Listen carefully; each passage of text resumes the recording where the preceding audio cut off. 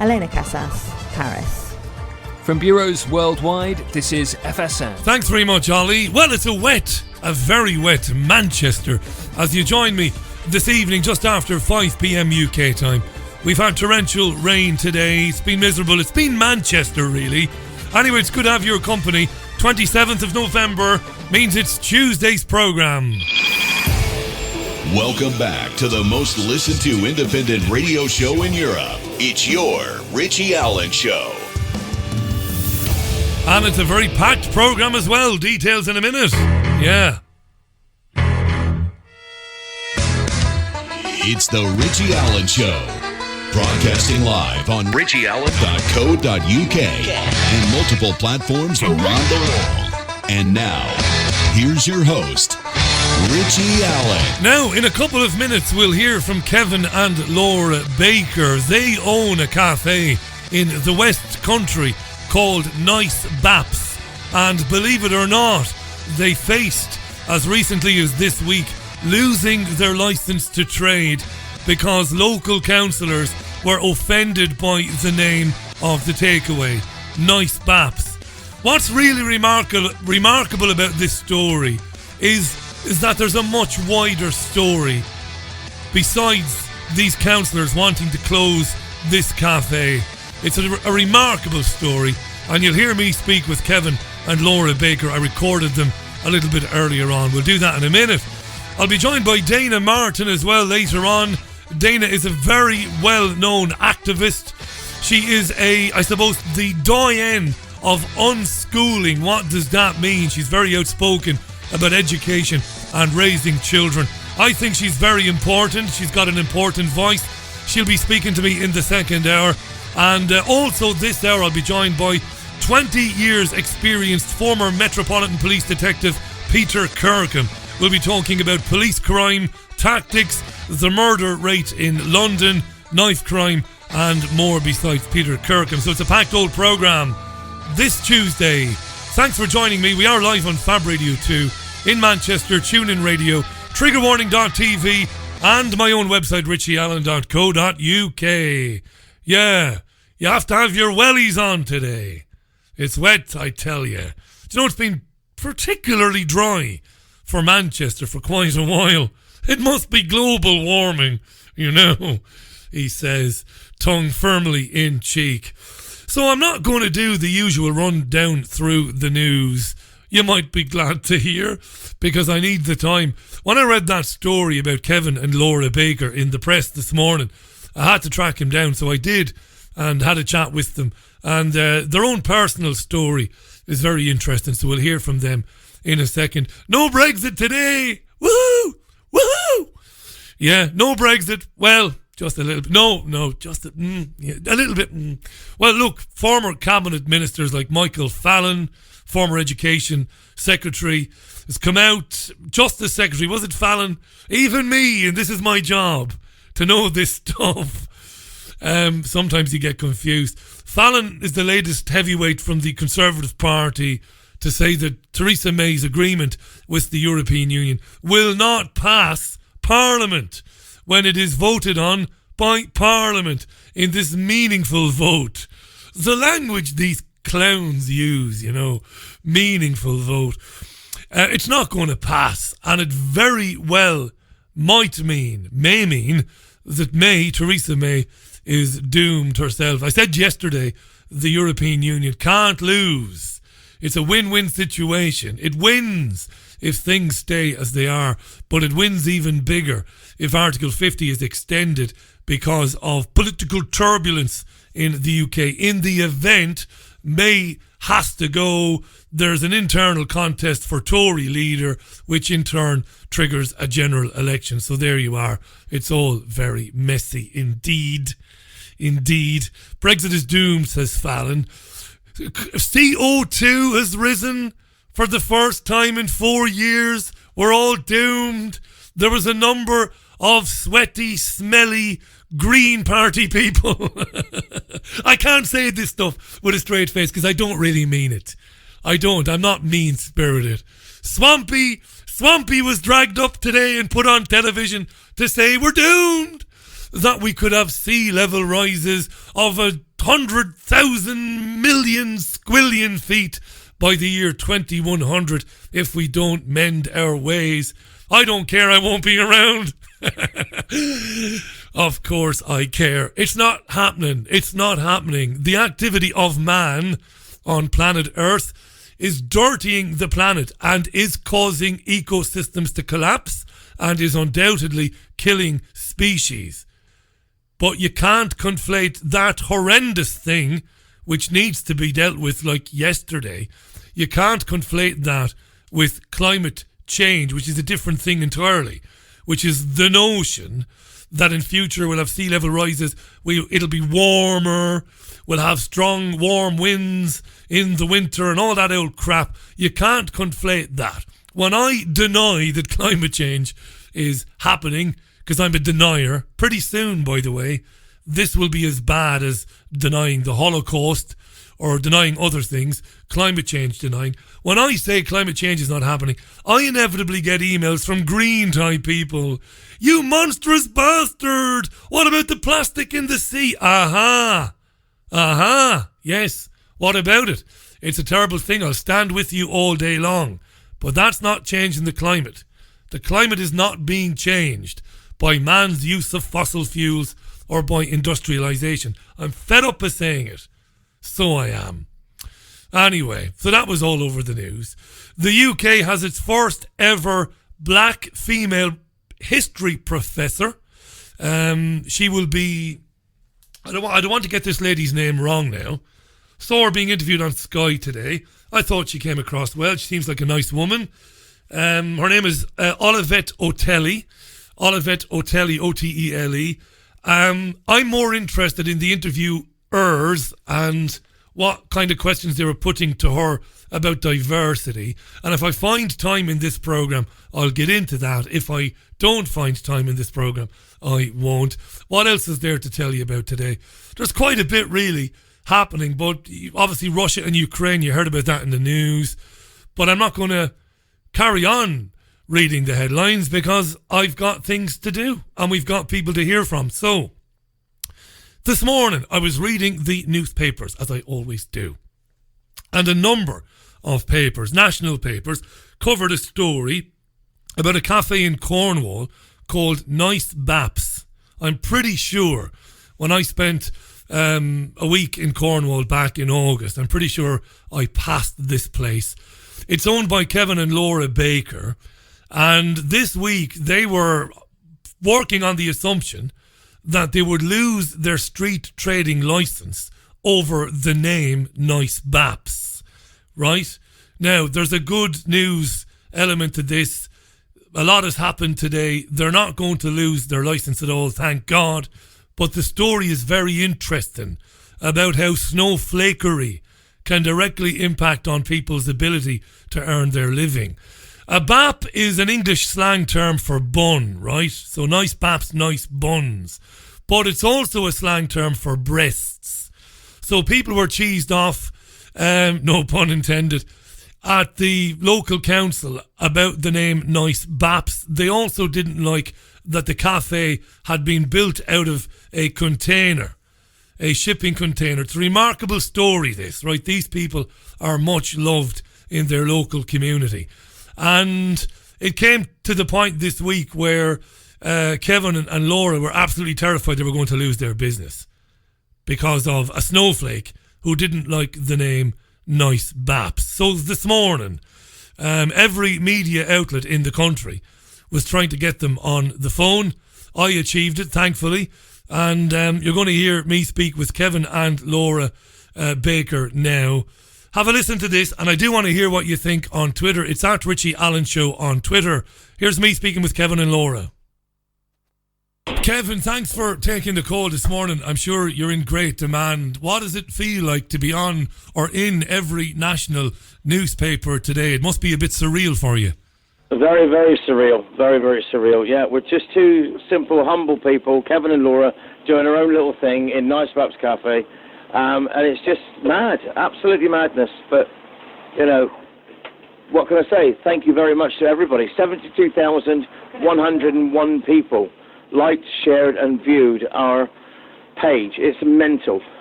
This is fantastic. It's good news. We're going to get to the good news in a minute. Where did the problems begin then? The shop is called, the sandwich shop is called Nice Baps. I don't have any problem with that. It looks like a terrific business. Your own personal story is wonderful, and it's one that should be shared with everybody who might be going through a bad time, Kevin. We might talk about that briefly in a minute. So where did it begin then, this offence at the name of the cafe? Well, my wife and I have been running a business here for just 10 and a half years now. We started off doing the logs, the coal and the kindling. We still continue to do that and serve pensioners with that through the winter months and through the summer, to be fair. About 5 years ago, we decided to open a little cafe, a little takeaway side of things, just to do something in the summer. And now we have a cafe, which has now been deemed the number one eatery in Cornwall on TripAdvisor. We've come a long way from where I came from.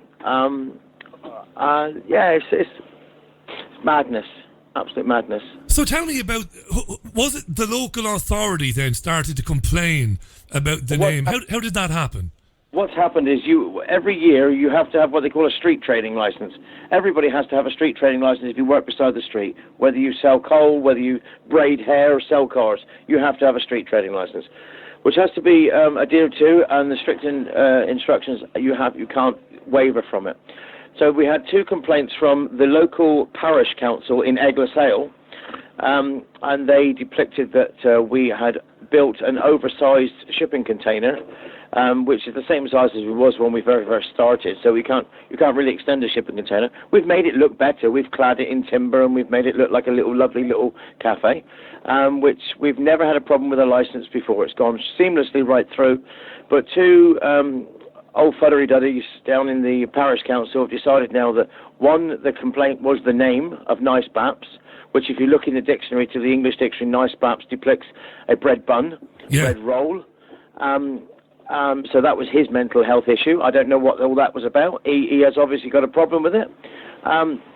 For us, it was just serving Nice Baps.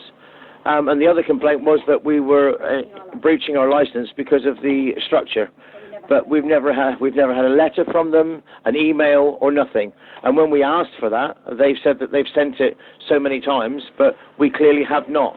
And then we had a phone call yesterday to say that they hadn't got our email address and could we send it to them. So, we were fighting a battle. But Laura and I had this news last week. We've argued, we've cried, we've laughed, we've not slept. We've been in a hell of a position with our 2 small children, because you would fight for everything if you had a small business. I don't care who you are. And if you're going to lose everything, you're going to fight for everything. We kept quiet as we were told to do. Just stay below the power pit, Kevin. Everything will be fine. Just take away what you've built, take down the name, and replace the name with another name. So I decided to come up with a new name. And I wanted the parish to know about my new name, because I wanted to go into a secondary sort of business selling doorknobs and knockers. So I thought, well, why not call the premises Knobs and Knockers instead of Nice Baps? Surely that's okay as well, because it's just hardware. But then all of a sudden, the press and the media got onto it, and here we are today in the front of one of the daily papers as Knockers and Baps.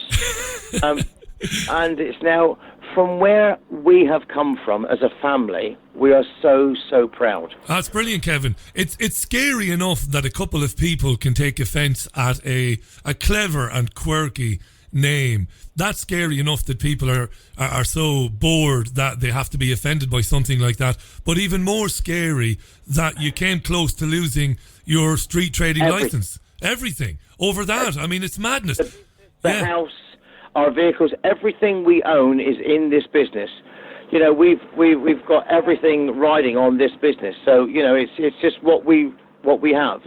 But can I just say that our local bakery, we put back into a small community in Wadebridge over £5,000 a month in meat, sausages, burgers, whatever, fruit and veg. So that's a lot of money to put back into a small community.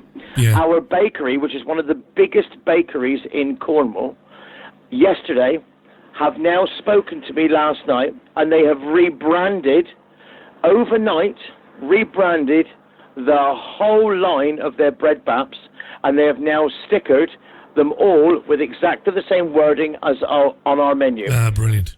Delicious, nice 5-inch baps. Fantastic. Now tell me about this social media campaign that's grown up overnight. It's incredible, really, and what it's achieved. Well, for me, what's happened is, do you know the story about me 15 years ago? I do. I was reading all about it, Kevin. I wanted you to talk about it because that's the kind of thing that councils should be talking about, not the name. 15 years ago, here I was, homeless, living in the back of the van. Not proud to admit it, or I'm embarrassed more than anything. Having to eat out of bins sometimes and different things. And I came from a very, very, very lonely, scared place. And I'm here, and all I'm about now, my wife and I, in the last 2 years and 3 months, we've been collecting seamlessly our tips. So all the tips that we make and any donations, small donations that are made to the cafe, we have been putting into a account. And last month we emptied it to do something that I was very passionate about. So we emptied the barrel, and inside was £15,361. That's amazing. That we'd collected for homeless people. That's amazing, Kevin. And now I went to Birmingham 3 weeks ago, and I have bought 2 glamping barrels with ensuite showers and toilets to help homeless people on the streets of Cornwall. That's a wonderful thing. They've been put onto our area where we live, and we are working now with charities and local authorities to house homeless people throughout the winter months. Kevin, how bad was it when it was at its worst 15 years ago? How bad was it for you? The worst, mate. The absolute worst. Scared. What people don't realise is when they see people on the streets, can I say this? And you think they're on drugs or you think they're on alcohol. They're not all alcohol dependent or drug dependent. These people are scared. But because you see them sat down with their head between their knees, it's because they're looking for safe sleep. And that's what I'm offering.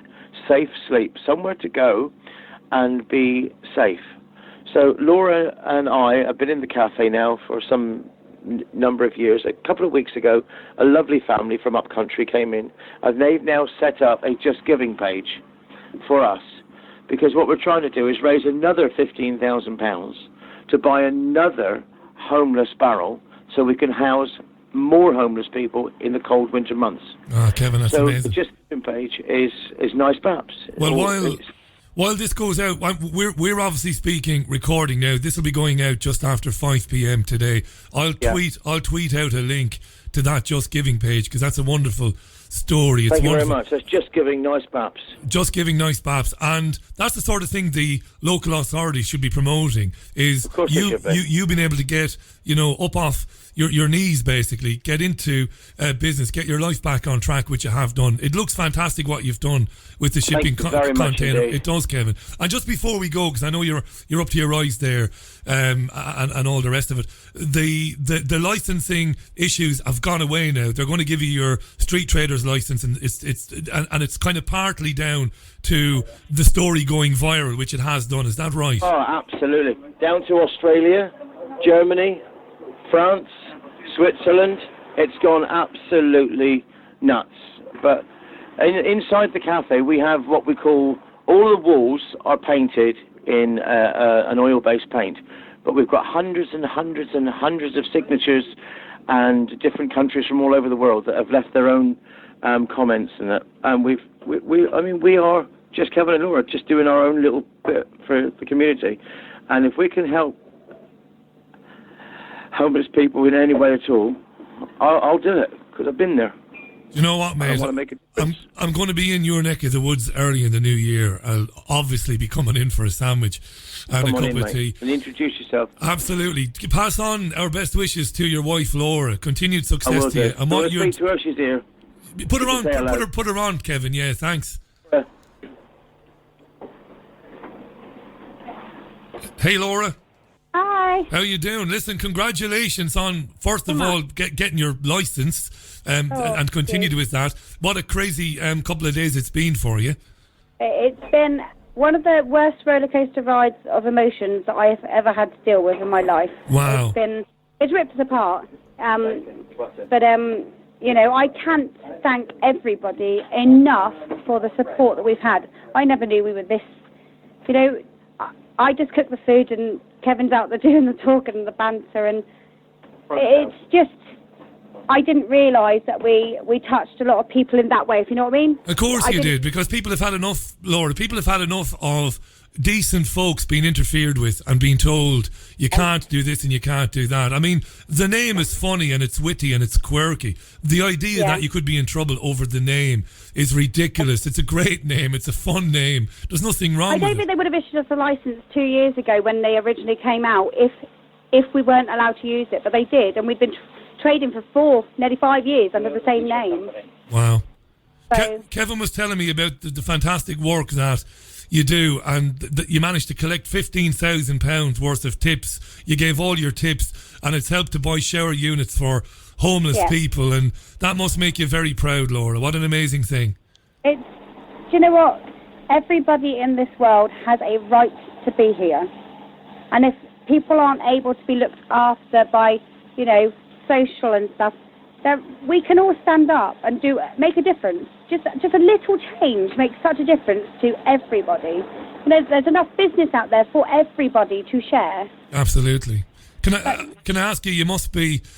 I was reading about Kevin's own story, and he told me a bit about it there a couple of minutes ago, where he came from and the difficult situation that he was in. You must be enormously proud of him. I am so proud of him. Do you know what? He makes me smile every day. He doesn't realise just how loved he is. He is an amazing man. I think he's pretty lucky too, Laura. Listen, thanks for giving us your time today. Congratulations. And I said to Kevin, I'll be in your neck of the woods early in the new year. I can't wait to pop in and say hello to both of you. Make yourself known. I certainly will, Laura. Listen, all the best to you and Kevin in the future. Thank you very much. Yeah, remarkable people. Spoke with them earlier on today when every other news outlet in the country wanted to get him on the air. What are we coming to when a local authority goes after people like that? I mean, the whole story, I wish we'd had more time. I did send him a text and I asked him maybe to come on in the near future to talk about what happened to him 15 years ago that led to him being on the streets and how he got out of that. But what he's done is remarkable. He's taken an old shipping container, and if you look at the business photographs online, it doesn't look like a shipping container. They've done just incredible things to it in terms of doing it up. I don't want to say decorating it, but converting it into this coffee shop, this cafe that has got an incredible rating on TripAdvisor over the years for hospitality, for service, for everything. And it's just a remarkable story that somebody could do that for themselves and then give so much back. He was nearly in tears telling me, and I was nearly in tears listening to him. £15,000 over the few years they saved in tips. They didn't keep their tips and have been able to make those tips work for homeless people. And the council basically told them that they were withdrawing their trading licence. What's going on, This nonsense of people complaining about innocuous things has to stop. But more importantly, people in positions of authority have to stop listening to these arseholes. You want me to take somebody's licence away because you don't like the name of his business? Like I said yesterday, but I'm not going to repeat it. There are 2 words for people like that. I'm not going to say it today. This is the Richie Allen Show. Wonderful people. I hope to hear from them again in the future. For Tuesday, November 27th, 2018. Going to take a musical interlude now. When we come back from that, Peter Kirkham will join the programme. You know Peter, he's been on before and he's a regular guest on Sky News, BBC 24 and other outlets as well. We'll talk all things crime and dealing with crime with Peter. This is the Richie Allen Show. I'm Richie Allen. This is Eric Clapton. Welcome to the programme. Yeah, that's Eric Clapton and Forever Man on the Richie Allen Show. It's coming up for 5:30. We're live, of course, across multiple platforms. Thanks for listening to the programme today. The 27th it is. We're exactly 4 weeks now till Christmas Day. That's 4 weeks till Christmas Day, yeah. I know a lot of people don't like hearing that news. But I think every year I've ever worked in radio, I've done the monthly countdown. I've always done the monthly countdown. It's 4 weeks to go. Waiting for Peter Kirkham, by the way. If there's a comment you've got, if you do have a comment to make while I'm chatting with Peter, do send it to @Richie Allen Show on Twitter. There's been an awful lot of discussion over the last few days about videos that emerged of police officers knocking moped riders off their mopeds. These are guys that have maybe stolen something, they've done something wrong, they've refused to stop, and they are fleeing from the police. There's been an outcry about this. Most of the commercial and national media has been covering it, with people complaining about it, and with many people saying, well, hang on a second, what do you want the police to do in in those situations? Let's welcome back to the programme, not just to talk about that, an old friend of ours. I think he's brilliant. I came across him a couple of years ago when he was scathing in his condemnation of this government's treatment of the UK's nationwide police forces in terms of the lack of funding for police forces in this country and what that's leading to. He's over 20 years experience himself, and he's a former Metropolitan Police Detective Chief Inspector. Always good to hear from Peter Kirkham. Peter, thanks for your time, mate. I really appreciate it. How are you? I'm fine, Richie. How are you? I'm great, mate. Thanks. And I do mean that, because we, unlike other media outlets, we don't give you anything for coming on, but you come on anyway. And I think these issues are hugely important, and I appreciate your time. What have you made of the outcry then, when people have seen these videos? They do look a bit strong, to be honest. What's going on in those films, Peter? They look worse than they are, and unfortunately quite a lot of the mainstream media and the critics, you expect it from the critics. The mainstream media, I'd hope, would be a bit more responsible, but they use hyperbolic language, like the police are smashing into mopeds, running down kids riding their mopeds down the street, ramming mopeds. So they use hyperbolic language that really doesn't portray what's actually happening. This isn't something that's done randomly. This isn't something that's done without great thought. It's not something that's done by all officers. That's one of the problems. There are relatively few officers trained in the use of this tactic and equipped with vehicles that are authorised for the use of this tactic. So they're trained, they're equipped, they do a risk assessment, they get authority, and it's only used where the moped is either making off from them already to bring the pursuit to an end before it can begin, or it's there's good grounds to believe that's about to happen if they don't sort of take the moped down. And what they do is they spot an opportunity. If there isn't one there, they don't do it. But if there's an opportunity to make a low-speed contact, quite a lot of the videos you'll see were when mopeds were going around corners or going around roundabouts where the speed is of necessity quite low, and they just nudge the bike, and that takes the bike wheel away, and they spill off onto the road surface. The bike goes relatively short distance, a few meters, so they'll be aware, is there anybody about? If there's anyone in the firing line for the bike, they won't use the tactic. And the people on the bike come off. They might sort of roll off the bonnet of the vehicle, the bonnet of the car, or they might just sort of roll onto the road, and usually they bounce up and then leg it. So it's something that's almost like rugby tackling or tripping a suspect that's fleeing on foot down the street. It's the sort of equivalent of that. Yeah, I'm going to agree with you in terms of the commercial and mainstream media coverage of it. It's wretchedly one-sided. It always is.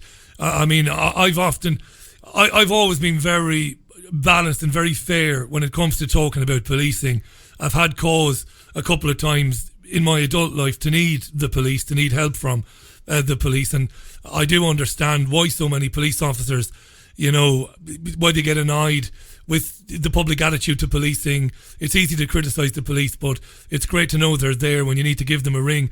Many of these guys, they're doing bad things, Peter. They're not just stealing stuff from people and making off in mopeds. They're often beating people up or hitting people with sticks or baseball bats and then making away. They're not nice people. And if they're not caught as quickly as possible, it's very difficult to later on identify them and catch them. Is that why this tactic has kind of come about, do you think? Yeah, very much so.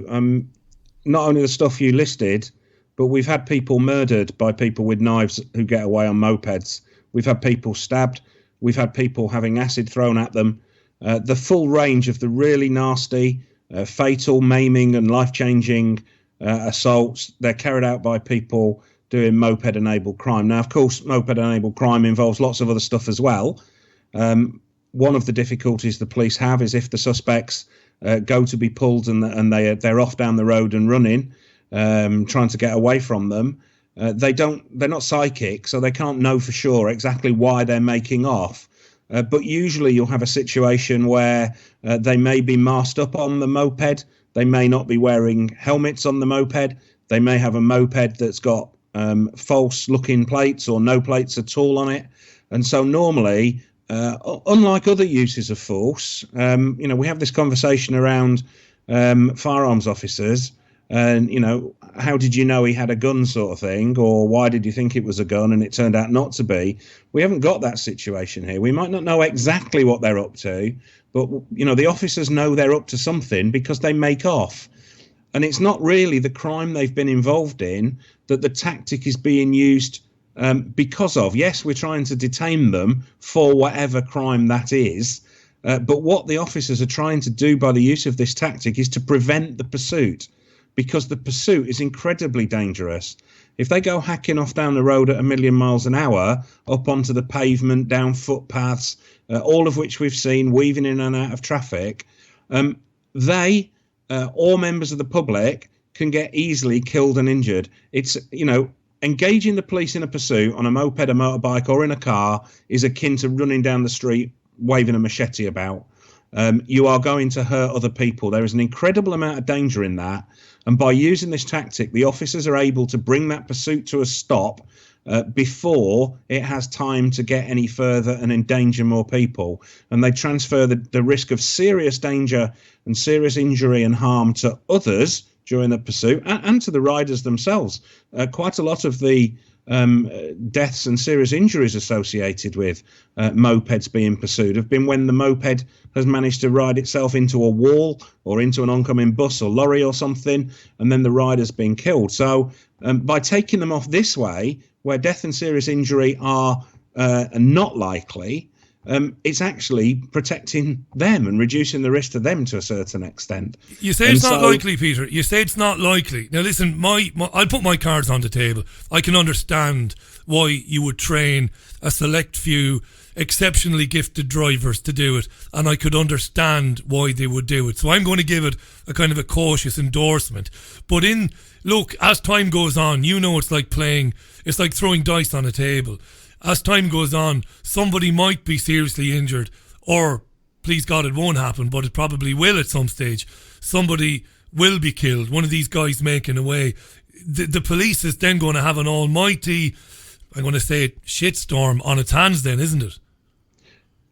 I'm sure it will, but the bottom line is we as a society have got to grow a pair. Yeah. And actually say, if you want to get involved in crime, if you want to make off from the police when they signal to you to stop, you are creating the risk of harm to yourself and others. And so you can't complain when the police use force to stop you, to protect others, and if then something accidental happens during the course of that and you suffer. It is your choice. They have made the decision to make off without stopping when the police have signalled them to do so. If they don't want to have any risk to them, they can reduce it to zero immediately by doing one thing: stop. It is entirely in their hands. Fair enough. One of the things that I heard listening to national radio, there was a very interesting gentleman, rang, it must have been Radio 5 Live, I think, and he's been here for about 15 years, but he's American. And he said something very interesting, Peter, and I totally agreed with him. He said, one of the things that's so different about police officers in the UK as opposed to the United States is that they're kind of eminently approachable. You can approach a police officer. You can even argue with a police officer in this country up to a point. You can ask them questions. Why did you do that? And why are you doing this? And he said he likes that. It's not the same in many places stateside where the officers are, I'm not going to use any adjectives to describe them, but it's very different. I think people looking at the video of the trained officers hitting the mopeds, people start to worry, is our policing going to go the way of the US, which is in some cases thuggish and hit first and ask questions later? Do you understand why people might be worried about that? Yeah, I understand that, and we have this concept of policing by consent, which is often misrepresented as meaning you have to give your individual consent to be arrested.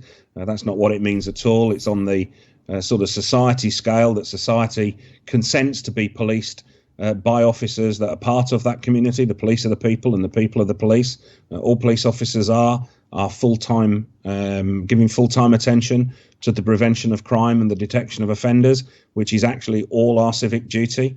So we've got these two concepts, and they're people believe in them, but they have this rose-tinted world. And there's a guy, Peter Hitchens. I don't know if you've read any of his stuff. Yeah, I read Peter. Yeah. And he lives in this world where he says, "Oh, why can't we go back to the days of foot patrol and a bobby on every corner, and clipping kids around the ears when they're caught scrumping apples, and it was all so much so much better then." Yeah. Well, the world has moved on, unfortunately, and we need the police to move on accordingly. Now, the police didn't invent this tactic and then some moped criminals decide to start using mopeds. What happened was some criminals started using mopeds and the police went, okay, how do we deal with this? And they've got various tactics, but unfortunately, the most obvious is actually quite robust. And we get into the same sorts of conversations with stop and search as well. And people say, oh, yeah, but you're going to be stopping and searching lots of innocent people as well. If you sort of think about it and analyse it, well, you're bound to, because stop and search is done on the grounds to suspect that somebody's got something about the person. Out of 100, that'd be sort of 20 or 30, where 50 plus is to charge them and 100% is to convict them. So, it's going to be down at the 20, 30%. So what we need to do is we need to educate the public about what it is and it isn't. We need to try and do it in a way that's as not embarrassing as possible. And we're in the same sort of ballpark here. We need to use this tactic, but we need to make sure the police are careful with it, and we need to make sure that it's used as sparingly and as little as possible. But the fight does have to be taken to the criminals. Otherwise, the police, who are the agents of the people, they're not doing it for their purposes. They're doing it to protect the public and to bring offenders to justice and to keep the peace on the streets. It's necessary to do that. There is no real alternative. People keep ringing up the various shows. I've listened to a few, and they keep saying, oh, well, there must be some other way. And presenters go, well, go on then, what is it? And nobody has got an alternative. There is no alternative. There's no alternative way of stopping someone dangerous driving on a moped other than stopping them dangerous driving on a moped. Is Peter Hitchens kind of right, though? You mentioned Peter Hitchens. Does he have a point? By the way, listeners are sending me tweets about how prejudicial stop and search has been to ethnic minorities, and that's something we could talk about maybe in the future, maybe in the new year. I understand that, and I understand why black listeners to this program might be saying stop and search is very much targeted at their communities. We'll get into that another time, definitely. On the Hitchens thing, does he have a good point, Peter? I mean, I first met you, as I said in the introduction, when I came across you on TV, brilliantly eviscerating this government's policy towards funding policing.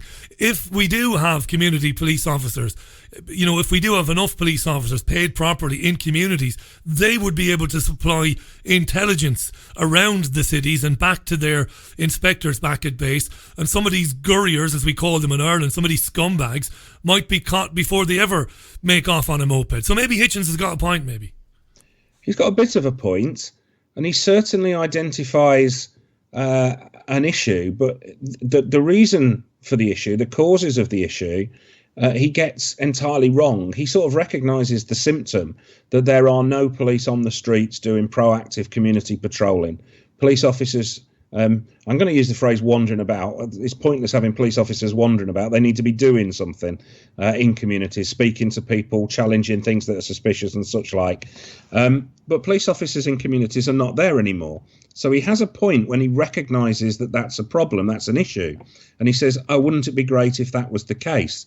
Where Peter Hitchens goes wrong is he says, and the reason we haven't got that is they're all zooming around in their cars and sitting chatting in the office, and they're not doing anything meaningful and useful. They could be out here doing this instead. That's simply not the case. there's 3 broad areas of policing, 4 if you include specialist policing like anti-terrorism and armed robbery and rape investigation, murder investigation. But put that to one side. There's 3 broad areas of routine policing. Number 1 is response. And if you didn't have a response team zooming around on blue lights and two-tones answering the 999 calls, people would moan about that a lot. The second one is investigation of crimes. And if you didn't have detectives and others investigating crimes that have been committed and people have reported, you'll have people complaining about that. And that is not getting done well at all at the moment because we're so short of resources in the police service, and people are moaning about it. We see it all the time. These burglaries are not getting investigated. They're getting screened out. Robberies are getting screened out, whatever. So neither response nor investigations being done well. The third area is proactive community policing, and that's the bit that people don't see their officers in the area. But unlike response, unlike investigation, there's not an individual who will complain about not getting that service. And so that tends to be the reservoir that always is used to top up response and top up investigation. But unfortunately, demand is so high and resources have been cut so low. We've been cut by 22,000 police officers, 44,000 staff in total, 22 police officers and 22 or more support staff. That's about 25-30% of some forces' staff in total. So we've been cut so much that response and investigation are failing anyway, and we've taken as much as we possibly can out of community policing. There's a rump of community policing left. So he's right in recognising they're not there. He's wrong in his analysis of why they're not there, which is because police prefer to zoom around. No. They have to zoom around. Otherwise, people complain no one's answering 999 calls. They have to be in offices doing the investigation, or people complain the investigation's not getting done. So the problem he identifies correctly, but the reason for it is the cuts to policing, which now mean the police are totally under-resourced compared to demand. 44,000, 22,000 officers, 22,000 staff. It's incredible. It's untenable because more and more challenges are appearing. And in the couple of minutes we have left, I wanted to talk about the situation in London. The numbers of people being killed in London are fairly staggering. And that's not to sensationalise it. It is staggering. And knife crime and the knives that are being used and gangs, it's worrying. Is London a failed city now in terms of policing? What can be done about it? And the inevitable question has come up on Twitter, and I've had an email as well to the same effect. Are we going to eventually see the regular officer armed? In other words, every officer armed, not just the special branches. So London first, Peter. Has what's been happening in London, has that surprised you?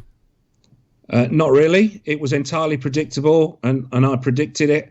I use the hashtag on Twitter of not crying wolf, and I've been not crying wolf for a long time about a variety of things, including the fact if you take the police off the streets and you take the proactivity away, then the problem on the streets, which has been suppressed, will flare up again. That is street crime, street drug dealing, and with both of those things come knives and guns, and we're seeing both of those.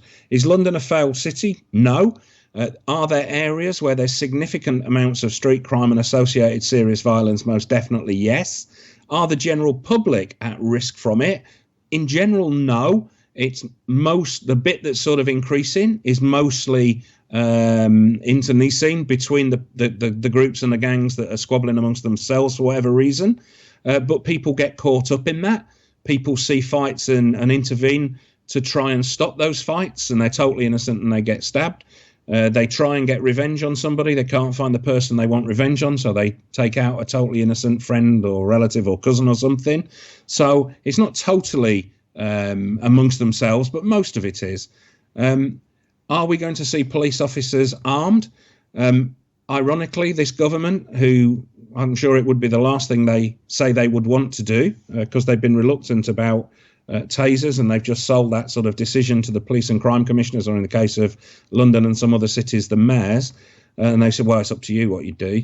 But I think they probably are pushing in that direction for the simple reason that knives are being used so often. What's particularly concerning is police are now more vulnerable more of the time and the bad-mouthing of police by the government over the last 8 years, and Theresa May personally, has meant that some criminal aspects think they can have a pop at the police. And we see it all the time now. Police vehicles, when they're parked and unattended, being attacked. Police vehicles being driven down the road, having things thrown at them, or fireworks fired at them. There was a horrendous video. It was like Firework Alley for a van, I think in Manchester. Yeah. And then police officers being attacked. We're seeing officers being lured in with false calls. And I don't know if you're aware, your listeners are aware, but there was a British Transport Police officer stabbed at Ilford Station the other day. The guy's nicked and awaiting trial, so we can't say too much about that. But it wouldn't appear that there was any reason for that.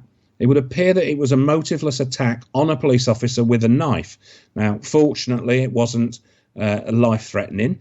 But it's only a matter of time before that sort of random attack. And we're seeing vehicles being driven at police quite a lot now. That is particularly worrying.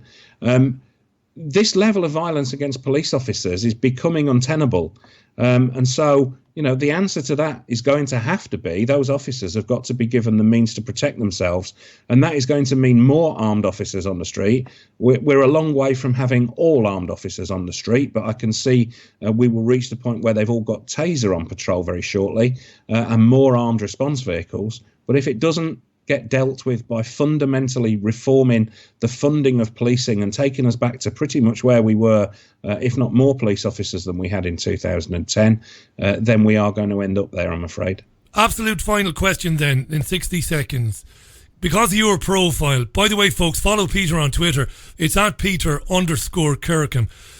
Former Met detective, 20 years experience, is a commentator now on the state of policing in this country. You see Peter on television and you hear him on radio all the time.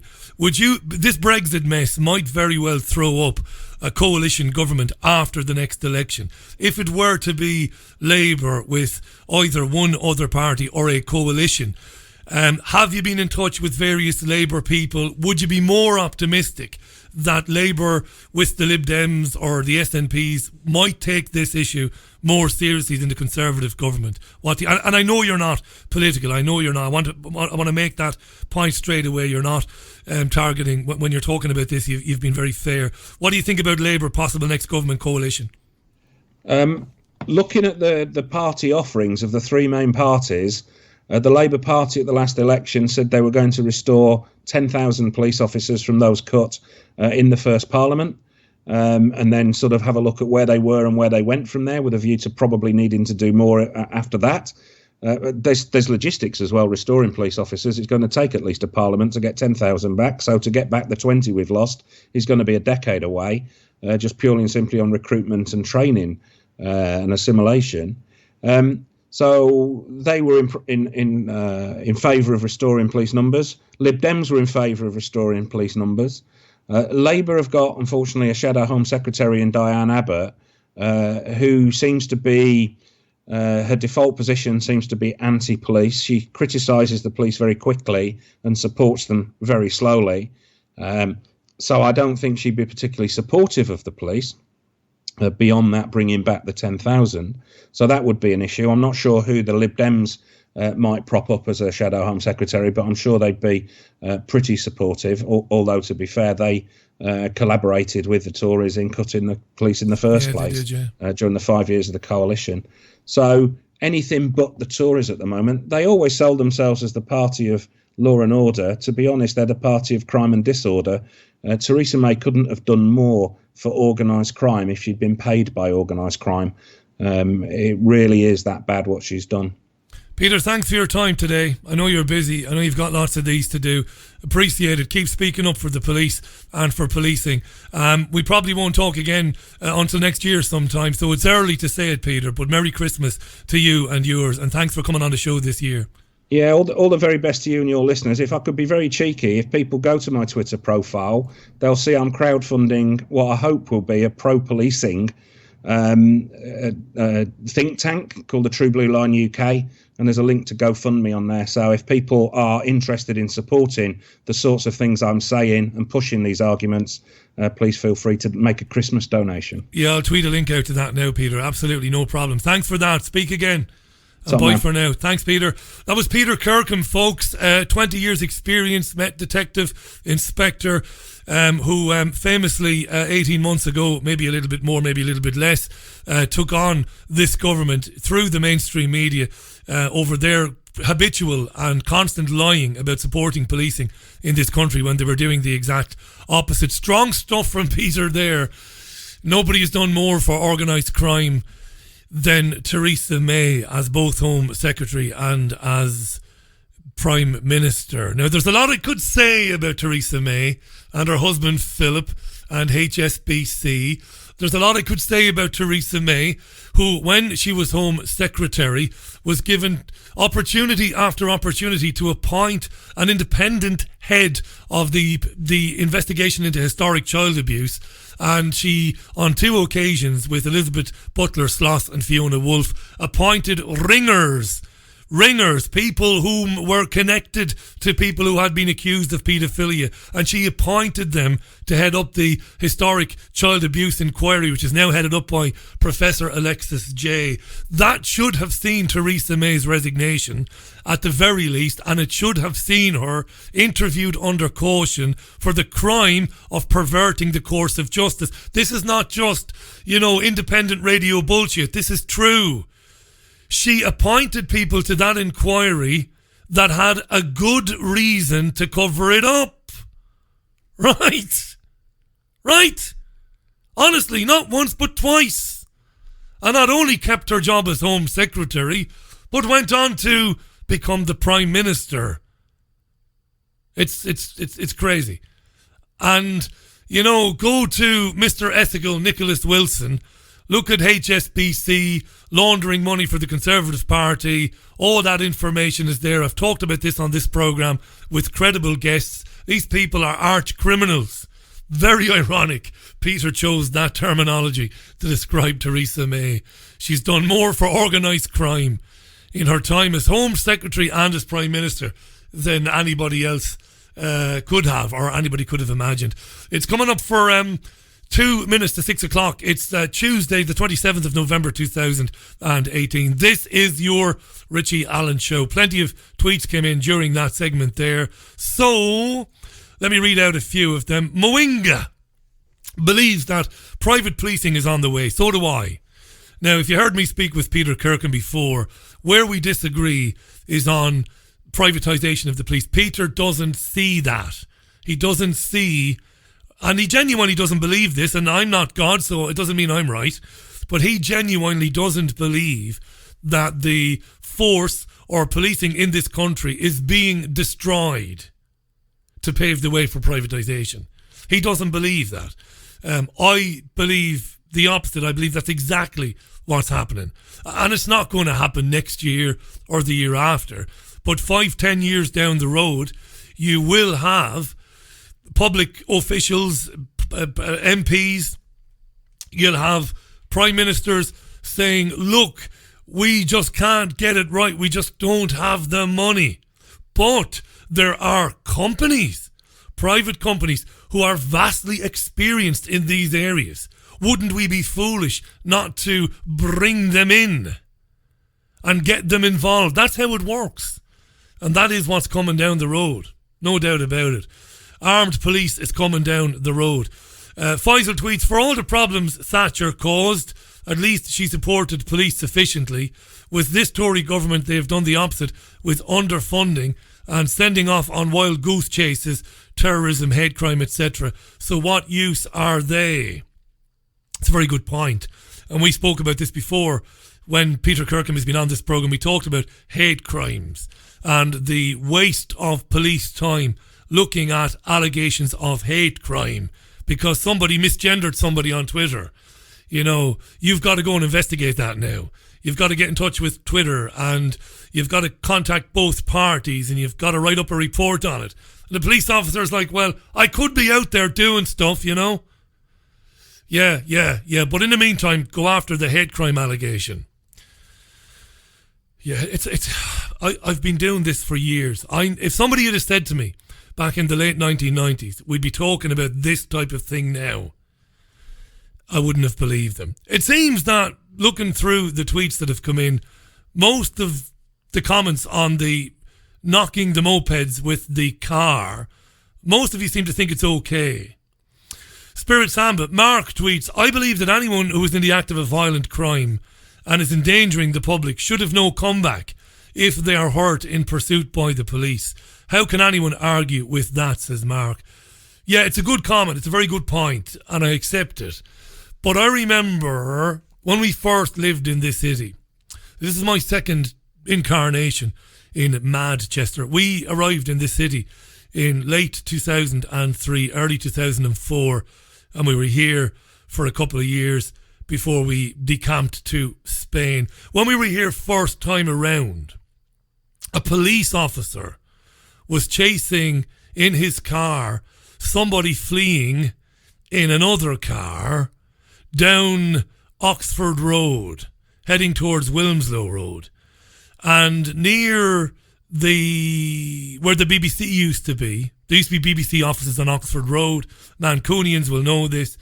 The police officer lost control of his car.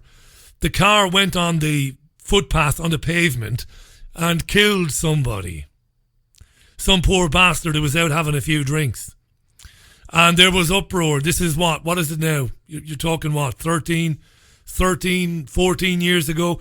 There was uproar. So you're always going to have that. And inevitably, somebody's going to be knocked off a moped by one of these trained expert drivers, and it is going to kill somebody. And then it's going to be, well, all bets will be off then.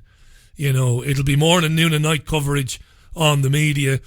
I think if you train them well enough, and as he said, if you look at the videos, it generally seems to be when the bike has had to slow down to turn a corner or go around a roundabout. That's when they seem to do it. They're not hitting these guys when the guys are travelling at 50, 60, 70 miles an hour. They're hitting them when they're travelling at 20, 25 miles an hour. And I'm like I said, I'm going to give it a cautious endorsement. You know, a cautious endorsement. Feel free to disagree. It's at Richie Allen Show on Twitter. Richie at richieallen.co.uk is the email address, but you are best to tweet me. I would prefer that you tweeted me. It's easier for me to access the tweets. It's at Richie Allen Show on Twitter. At Peter_Kirkham, and I'm going to tweet out a link to the GoFundMe page as I promised. He's putting together a think tank of experts and retirees in law and in policing to put pressure on the governments of the day to support policing effectively. You can follow Peter Kirkham on YouTube as well. His YouTube channel is True Blue Line UK. That's True Blue Line UK, and you can see his interviews on national media there as well. That's True Blue Line UK, where you'll find Peter Kirkham. And if you go to GoFundMe.com, it's True Blue Line UK as well, if you want to send a couple of quid to that campaign. Coming up for 4 minutes past the hour, I'm really looking forward to speaking with Dana Martin, who will be on the programme in a few minutes' time. She's going to be at an Acapulco, that's right, Jeff Berwick's annual event, which takes place in Acapulco. She'll be there in February. She's going to talk about unschooling and other things as well. Again, I expect there'll be a lot of interest in this, so any comments or questions you'd like me to put to Dana, simply send me a tweet. It's at Richie Allen Show on Twitter. Couldn't be simpler, at Richie Allen Show on Twitter. Right, time for another brief break. Let's have some more music then, and take a breather, a little glass of water. It's your Richie Allen Show for Tuesday, the 27th of November. 4 weeks, just 4 weeks. That's 28 days, so like 27 shopping days then. And all of that old garbage.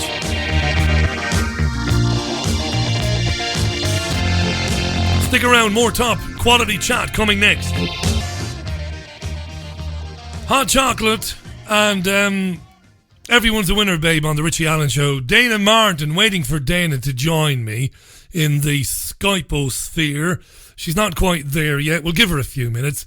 There's no rush, but there are plenty of things I want to talk about with Dana, who's been on every show, by the way, that you can think of. If I said to you, think of American talk shows, as many as you can in 20 seconds. She's been on all of them, speaking about unschooling radical unschooling, by the way, which is very interesting.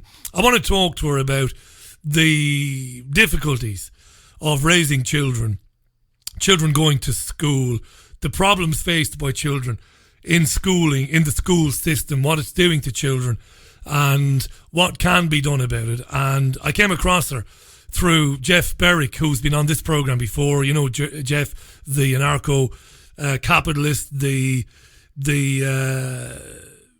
dollar vigilante, of course, as Jeff is known, and he runs an Acapulco every year in February in Acapulco. Stellar lineup of speakers speaking there this coming February. Dana Martin is going to be one of those.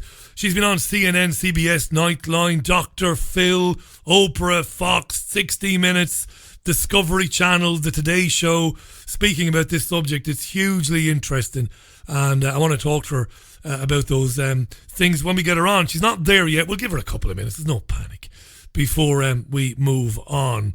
Hi to Gillian Sharp. Hi to the Big JC, to Busy as well, to Cartoon Drunk David, of course, to Tiger, to everybody else tuning in this Tuesday. I did mention Ray McGovern yesterday and Russia and Ukraine. Ray was in Bulgaria yesterday. He's back today in the US and said he would come on the programme tomorrow. So Ray McGovern will be on this programme with me tomorrow talking about this escalation in tension. You'll be aware by now, of course, that the Ukrainian government has implemented martial law. Vladimir Putin has been speaking today and said there's no need for any of that. This is about Crimea, of course, and Ukrainian vessels off the coast of Crimea that were bumped and fired upon by the Russian Navy. The UK media tells a lot of lies, of course, it's what it does, about Russia annexing Crimea, which is not really the truth, and omits from the narrative the fact that Victoria Nuland, wife of neocon Bob Kagan, neocon herself, orchestrated a coup in Ukraine only 3-4 years ago, which of course we covered extensively on this programme. What's happening in that part of the world? How dangerous is it? Well, we'll speak to Ray McGovern about that on the programme tomorrow. Just have a quick look through the old headlines then. Not really much happening outside of Brexit. It's blanket coverage of Brexit. Right across the UK media. If you go online, Telegraph, Daily Mail, well, not so much the Daily Mail. They do a lot of human interest stuff. But the broadsheets, it's almost kind of nothing but Brexit. BBC.co.uk, Brexit. Theresa May says, I'm not rolling over on the Brexit deal. Bad times for May, you would have thought. The Democratic Unionist Party in Northern Ireland, which has been backing up the Tories, the confidence and supply motion, the confidence and supply arrangement that has kept, that basically gave May the majority, at least when it comes to votes in the House of Commons. The Tories were the biggest party after the election, but didn't have enough MPs to form a majority government. It's a minority government backed by a confidence and supply arrangement with the DUP, which apparently has gone out the window over this backstop issue around Northern Ireland and the border with Ireland, of course, and all of that. You're sick of it, and you're saying to me, you're saying, Richie, you did say at the top of the programme you wouldn't talk about it. Fair enough. I did, didn't I? Mark Zuckerberg didn't turn up to meet MPs today. Did they really think he would? This is Mark Zuckerberg, the guy who invented Facebook. Yeah, sure he did. 9 countries, politicians from 9 countries are up in arms about the fact that Mark Zuckerberg didn't show at a hearing today. This hearing was part of an unprecedented international inquiry into disinformation and fake news. Richard Allen is Facebook's Vice President of Policy Solutions, appeared in Zuckerberg's place, but the politicians in attendance were properly pissed off. They came from Argentina, Belgium, Brazil, Canada, France, Ireland, Latvia and Singapore, as well as members of the UK's Digital Culture, Media and Sport Committee. But Zuckerberg, or what do they call him? What does because I'm not on Facebook anymore. I've not been on Facebook for yonks. What did they call him? Fuckerberg, they call him, don't they? Yeah, that's about right. He never showed up. Yeah. Somebody made a very good point yesterday. Why do people who get banned on Facebook whinge about it incessantly? Why whinge about it? It's a very good point. When I was banned from Facebook, which I was regularly, I mentioned it occasionally, that the reason you're not seeing me post stuff to Facebook is because I'm banned. I never complained about it, and I certainly didn't want any sympathy for it. It was always meant to be, get everybody using it, and then you can control what people see and what people hear. It was always the case. It's the reason I left Facebook, and it is the reason why I will be leaving Twitter. The only reason I'm hanging on to Twitter at the moment is because it has its uses in terms of me contacting potential guests. I've had a lot of success, not historically, but in the last few weeks I've had quite a bit of success. Just about when I was going to delete Twitter, I started having more success in terms of getting people through Twitter to come on the program. So maybe there's something going on in the netherworld. Maybe the Twitter demons are making Twitter work for me so that I don't leave it, maybe. I mean, on Twitter I'm a nobody, 21,000 followers. It used to be 27, 28, but lots of them were deleted. Not that it matters, really. So my ultimate plan is to get away from it. And then to do things more frequently on my website, which people will then come to understand. If you want to get the latest from the Richie Allen Show, well, just go to richieallen.co.uk. Why find him on Twitter? So there you are. No sign of Dana Martin yet. I'll try her again. We'll see if she's there. Really looking forward to speaking with her. I'm double checking that the time is right, because I've made the occasional mistake over the years, in terms of timing, because obviously there's a time difference between here and the United States, but I've generally become much better at that over the years. I think I did give Dana the right time, but she's not there presently. That's okay. We can move on. In fact, I'm being told she's not online. Well, that's no good. What's going on?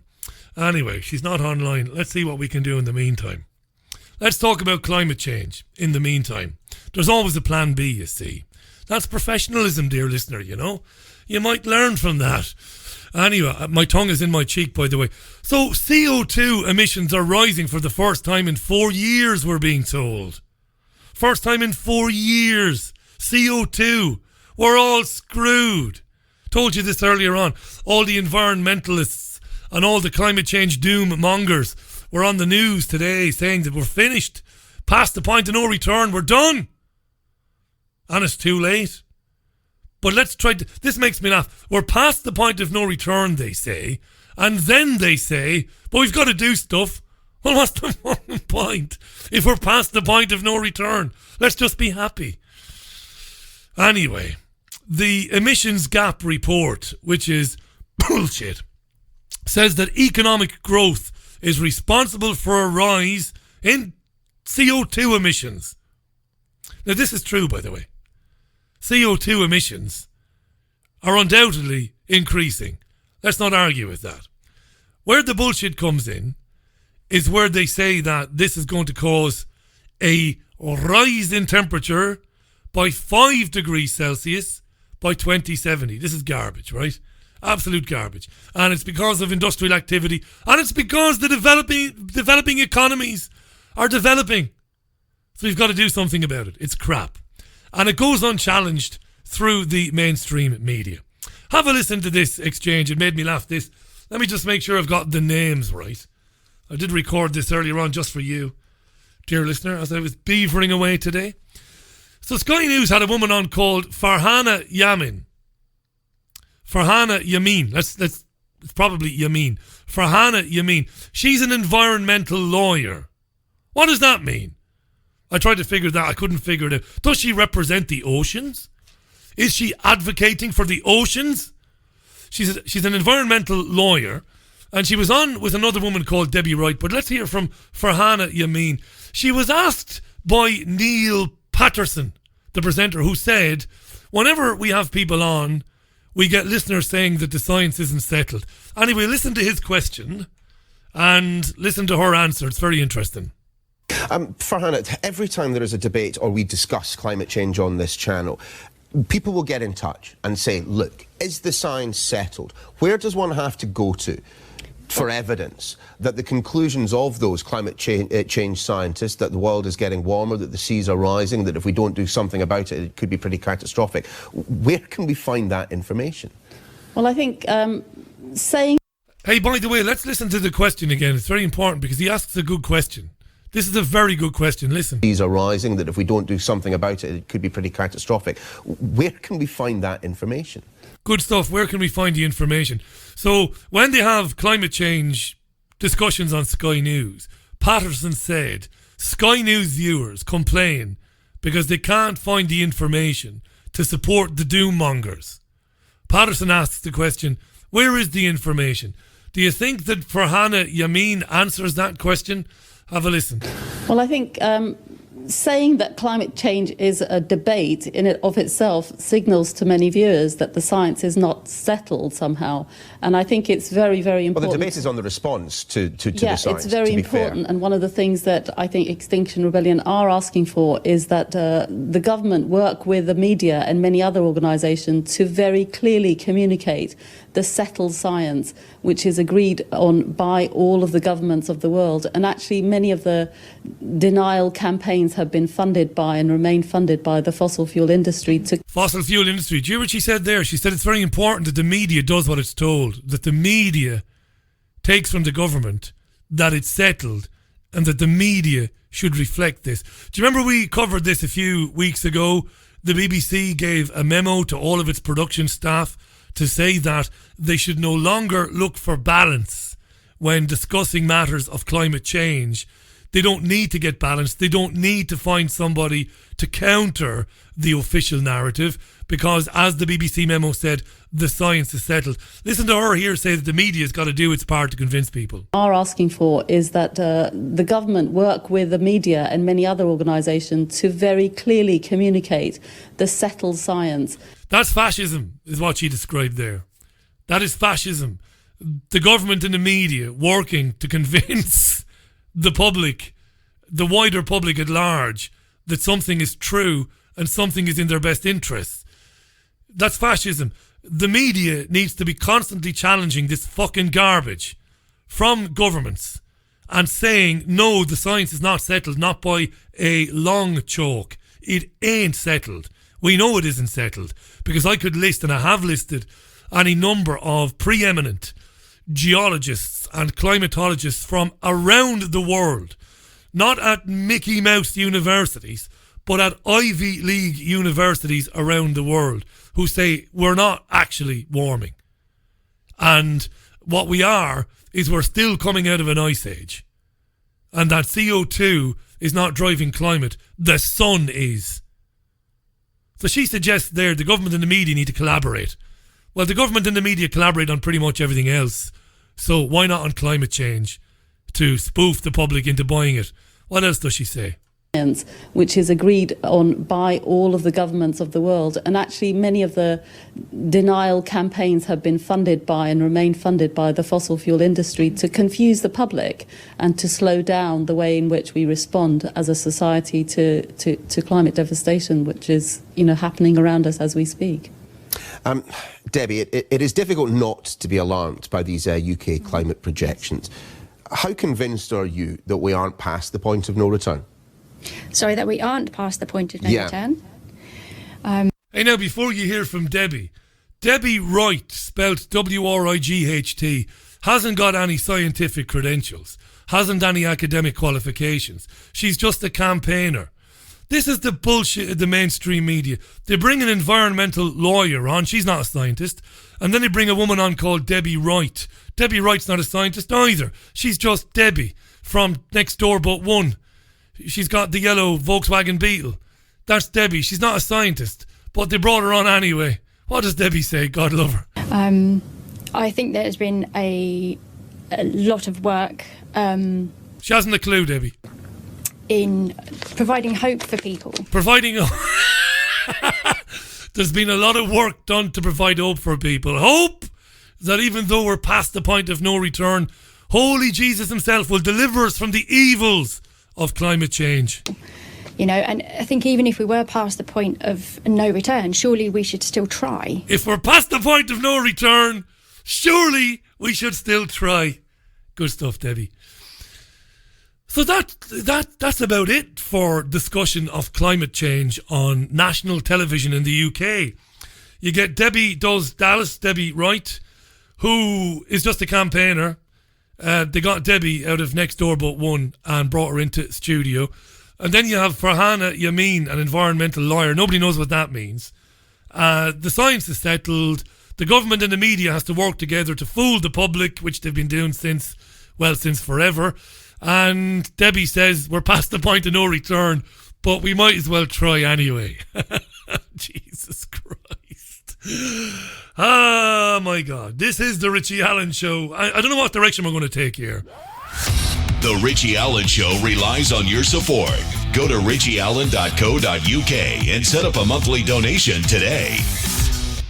I mentioned earlier on that the UK has its first ever black woman professor. Say it properly, Richie.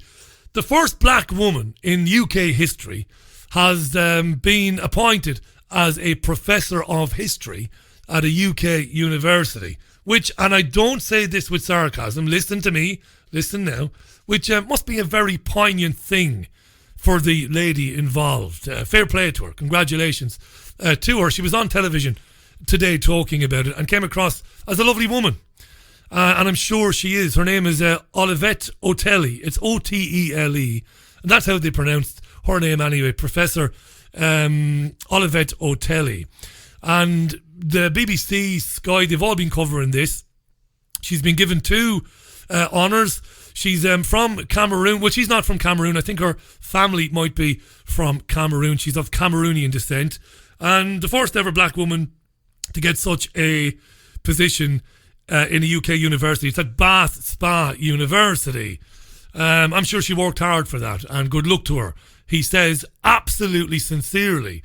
But the questions that she was asked today by UK television presenters, well, they kind of pissed me off. You won't be surprised. Again, the interviewer is Neil Patterson, Sky News, and here he is speaking with the professor. Listen to this. In terms of representation of black and minority ethnic women at the top level of academia, I mean, is this a problem that the United Kingdom suffers from more than elsewhere, or are we doing enough? What could we do, though? His question is the sort of bullshit question that I would have asked in my time as a commercial radio presenter. Crappy virtue signalling question, you know. Are we doing enough? Doing enough what? To get enough black professors? What can you do to get more black professors? Anyway, let's hear what she has to say, Professor Olivette Otelli. Well, no, not quite. I think we should do more, and we can do more. Actually, there's a report that was published last month by the Royal Historical Society, our societies of Society of Historians, and they basically said some of the things that most of us knew, that diversity is a problem, there's a lot of discrimination. In fact, 94% of professors are white, and about 0.5% of black people are among history staff. So there are things to be done. But I really want us to focus on what we can do, and there are recommendations and things that we can do. For example, diversify the curriculum, introduce measures, positive measures, for example, for recruitment and progression.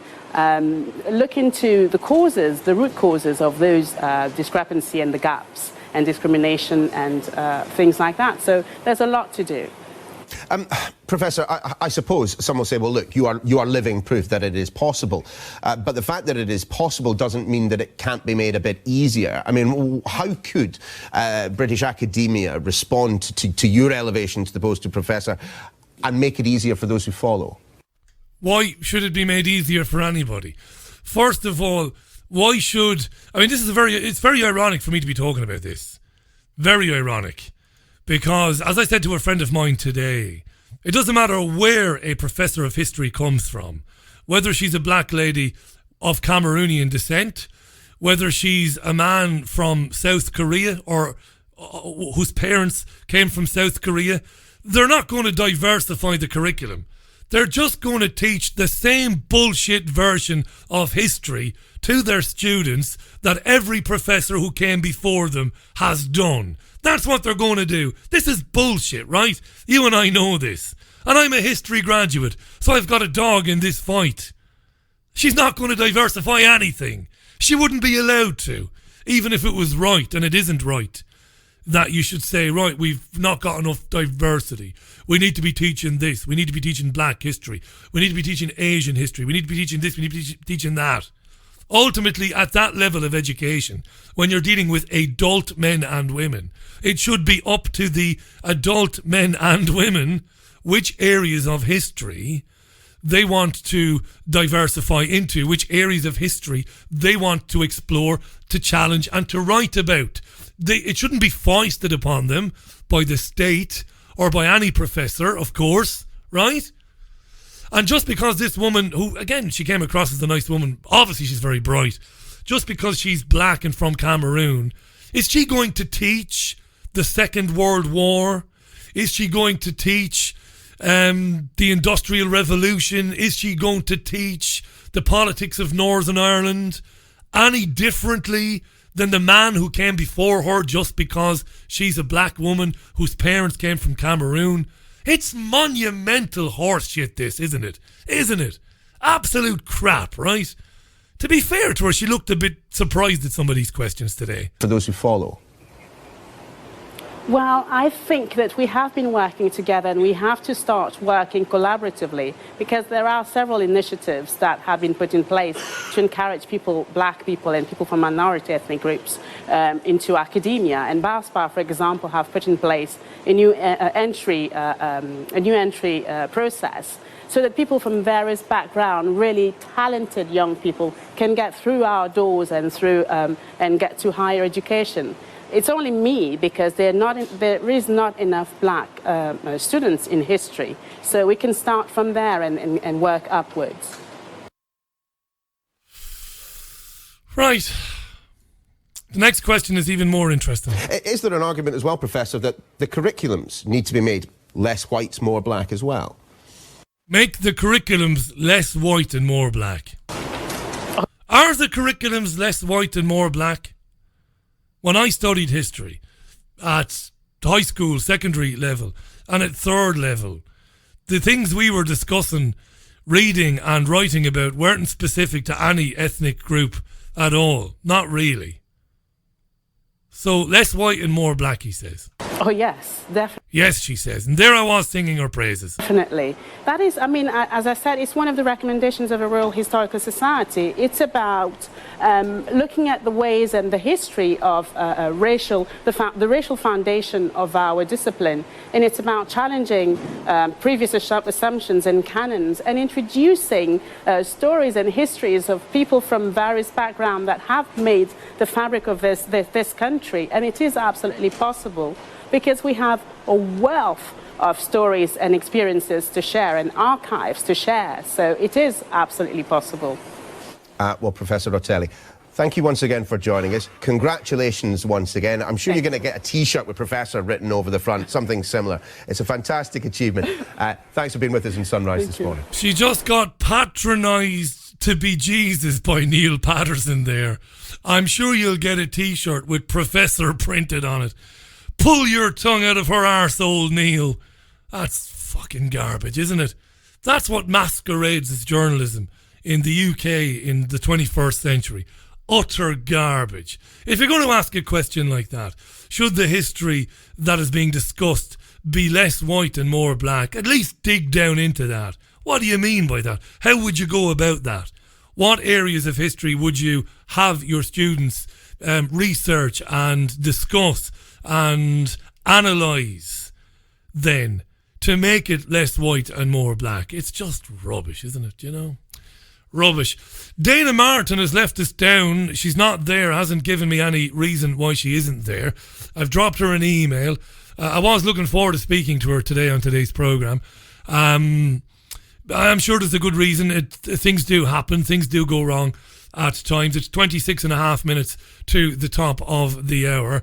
Not going to go over the old headlines again. What I'm going to do, dear listener, is take my leave of you. I'm going to have an early bath, and I'm going to do one. I'm going to make like a tree and get the hell out of here, is what I'm going to do. I was looking forward to that. It's very interesting stuff she's been writing about. Hopefully there'll be a good explanation and we can get her back on again in the near future. So I'll take an early bath then.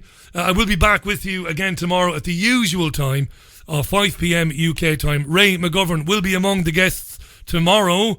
Ray McGovern, the CIA legend, of course, briefed 5 presidents, was in Bulgaria over the last few days, back in the US of A. Now will speak with me and you tomorrow on the Richie Allen Show. So, until tomorrow, big shout out to Peter Kirkham and to Kevin and Laura Baker of Nice Baps Cafe and Coffee Shop in Cornwall. Congratulations to them and continued success to them in the future as well. That's it for the show. Going to leave you with some Donna Summer closing us out. Until tomorrow, look after yourselves and one another.